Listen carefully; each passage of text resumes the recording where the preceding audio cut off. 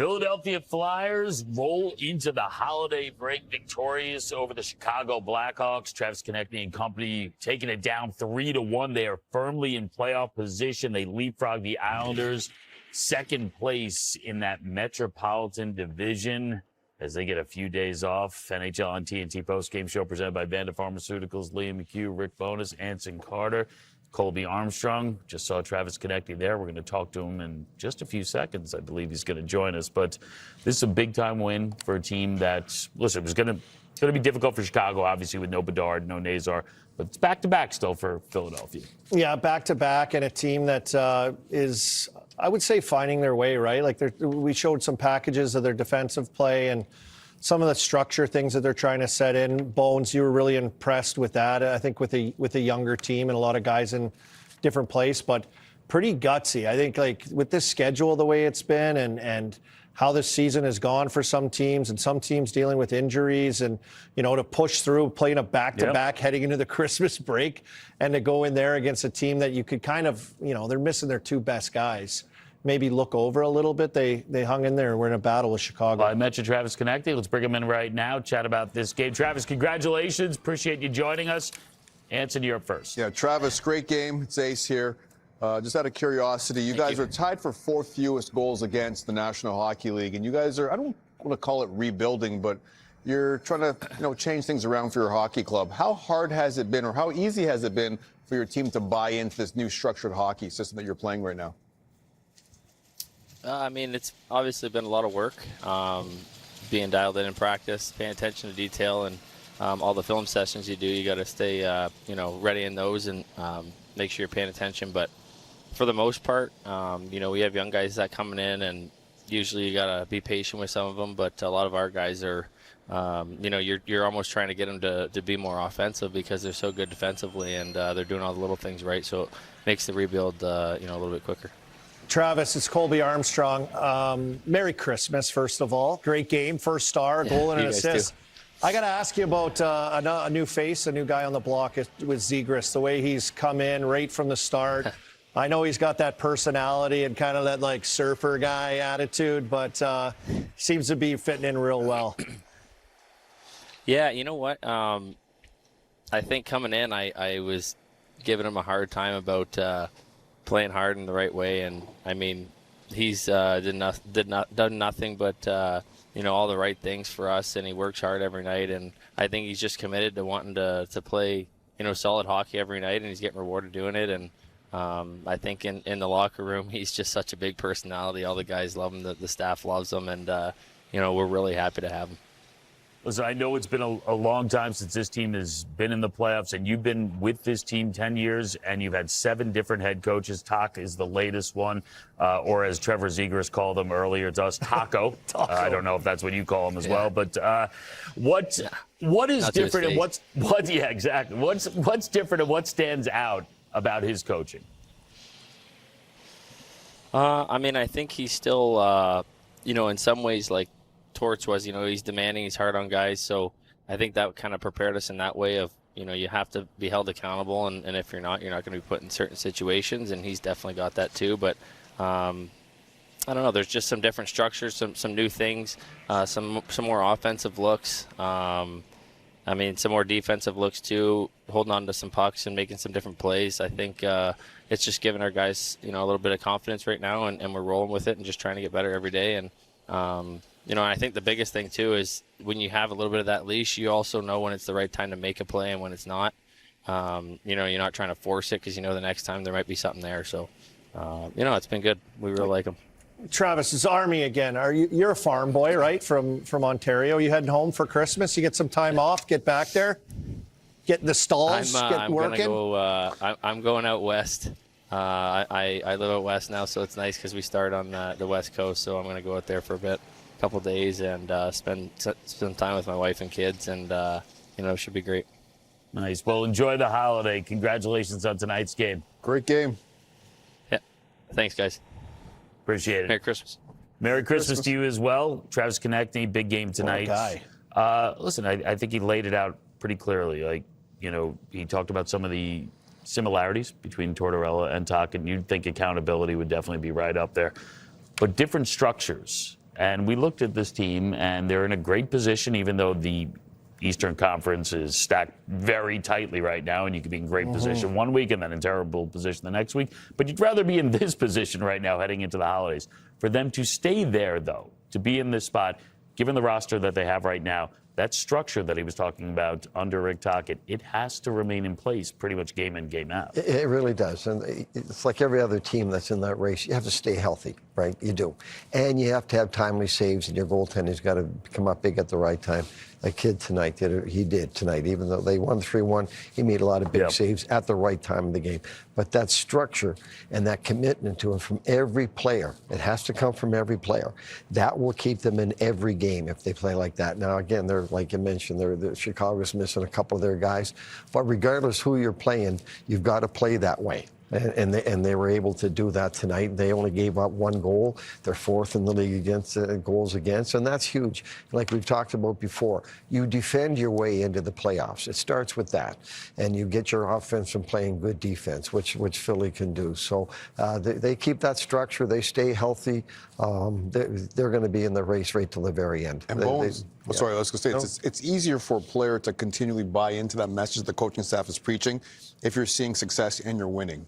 And right now, I think they're exceeding expectations in Philadelphia, so it's easy for the players to say, let's continue to play this way. And as Travis Konecny just mentioned, he's going to get guys to try to be more offensive because I think guys are buying in so much to play defensive hockey. They don't want to take too many chances. And the guys that have been there for the last 4 or 5 years and have missed the playoffs, they're having fun. They wake up in the morning and they see where they are in the standings, right? Then that motivates you. Okay, what we're doing is working. This is fun. They're having a lot more fun winning games. So it's more enjoyable to go to the rink. It's going to the practice. The video sessions aren't as monotonous when you're winning, right? Because you're showing a lot more positive than negative. So I'm sure the players are really, really enjoying this, as they should. When you're out of the playoffs for 3 or 4 years like that, it's tough. It's a grind. You guys have been there. Yeah. Man, when you're in that playoff hunt, there's nothing better. There's nothing more exciting. I think structurally, though, like what we're seeing and what we hear them talking about just now with Travis Konecny with Taco. Taco. You just want to say that. I just wanted to say Taco. Carry on. No, I'm joking. That has to be your backbone. That has to be their backbone of how you play. Now, we talk about a lot of young guys. And that's where they, as the year goes on, right, you start to take steps and, like, you start to grow into this group. And I think that's where they're headed or what they're looking to do with some of these guys. And that just puts a little more pressure on the player development guy to make sure that he's got everybody going in the right direction. Yeah, it's all on him. Climbing, taking steps. And listen, give John Tortorella a lot of credit because he worked with these guys for a long time and he taught them how to work. And he was a key, what he talked about, there was accountability. Torts would hold them accountability. So it started with that. So Tox comes in, he has the same standards. If you're not doing what I want you to do, if you're not working, you're not playing. So it started with Torts and good on him. And Tox is doing a great job with them. The structure doesn't seem as much of a chore when you're winning games. It's a lot more fun.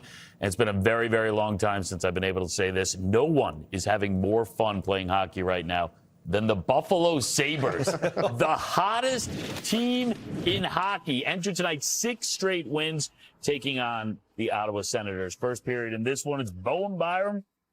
Ooh, hot stick. Assisted by Jordan Greenway, Josh Dunn there. Later on, though, it's a little back and forth early on in this game. Backhand. Ridley Gregg, the backhand goal. Claude Giroux with the assist, who, by the way, was active for the Flyers the last time the Buffalo Sabres made the playoffs. Claude Giroux. Not too many guys can say that. Later on, 2-1, Tim Stützle. You're going to want to cover that guy. Still some kinks to work out. Yeah. 18 goals on the season. This one goes to overtime. It gets to Byram, and he kind of whiffs on this, but it's that type of run for Buffalo. I said earlier, hot stick. I mean, when it rains, it pours. And what an active play there from the defenseman, activating from his blue line position. And the Buffalo Sabres are on a... And that's a 4-on-4 goal in overtime. That's right. Longest winning streak since 2018. Good for them. Good for the fans of Buffalo. Absolutely. Florida, Carolina, Freddie Anderson, Sergei Bobrovsky. How about Andrei Svechnikov? A lot of breakaways here tonight. I think Carolina, I'm not sure. I could be making this up. Good way to start Give up this. or have the most breakaways in the league. Like they have a tremendous amount of breakaways in their games. Maybe it's a real stat. Maybe it's made up. You decide at home. There we go. Or look it up.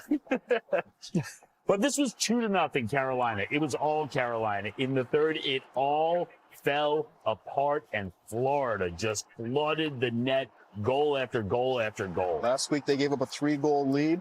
Same thing, 2-goal lead in this game. I don't think the Carolina Hurricanes want to see the Florida Panthers again anytime soon. How many comebacks have there been this year? It's crazy. Tell us. According to my calculations, a lot. That's a stat. That's what happens when you fire Jazz. You fire Jazz. I fired Jazz, now I'm floundering live on the air. He's just leaving you out there hanging. He's like, yeah, go ahead. Anyway, Florida won that game 5-2 after being down 2-0. This was on our air earlier tonight. Fantastic game between Dallas and Detroit. Detroit up early. Stars, though. Oh, the power play, the backhand pass from Rantanen. Hintz with the goal. And then Duchesne to Ben. You coached both these players, didn't you, Bones? I didn't have Duchesne, but I had James. How good is Jamie Benn? Love I him. mean, what a leader. Fierce, as tough as nails. He Still is going to net hard. He is old school, man. He comes to the rink, he's in a bad mood, and he's ready to play. Emmett Finney with the goal there. It's 2-2. Dallas again on the power play. Looking all kinds of dangerous. Second best power play in the NHL. I think he has the most power play goals too, Wyatt Johnston. But Detroit kept battling in this game. There's your backhand pass through the legs again. Dylan Larkin, that's the goal that forces overtime. And then in OT, it's the Red Wings captain himself knifing through, getting the winner. 4-3 the final. Here's our chat with him after. Congratulations. That was an amazing scene at the end of the game. The song's playing. Everybody's celebrating. There's a huge huddle. Your visor's getting fogged. Lucas Raymond's giving you a kiss.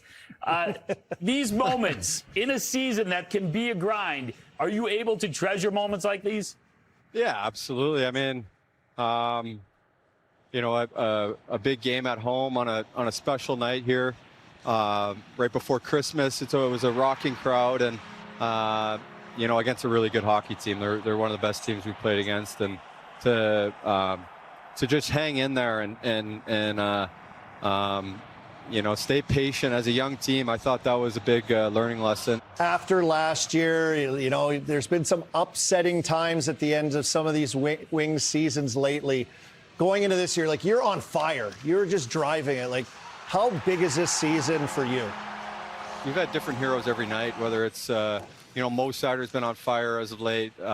Alex DeBrincat, you know, we've Andrew Kopp has stepped up his game, and John Gibson. I mean, I think that was his 8th win in a row, and you know, it's just we're doing it by committee, and when you play with good players, when you're around good players, you benefit from that, and I'm excited. I love playing here, and I'm excited for the you know, January and then throughout the end of the season. You can get ready to play Santa because you're just spreading the joy and the love around to everybody on the team. Dylan, listen, fantastic, man. Really appreciate it. Congrats.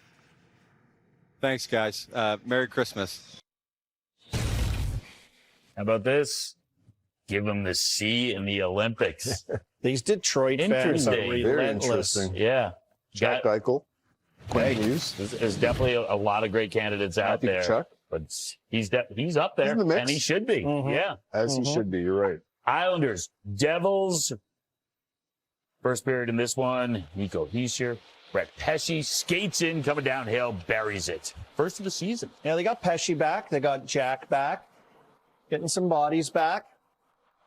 It helps. They get the lead here later on, though. Second period. Puck goes back. Seems pretty harmless. Little miscommunication there. Markstrom wants to send it up. It goes off his teammates. That goes right to Simon Holmstrom.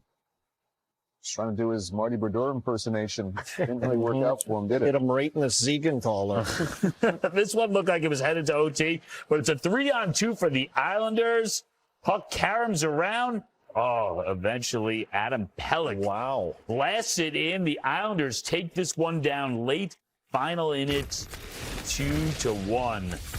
Plenty more highlights on a very busy night around the National Hockey League. There's no team hotter than Buffalo. There is no player even close to as hot as Connor McDavid.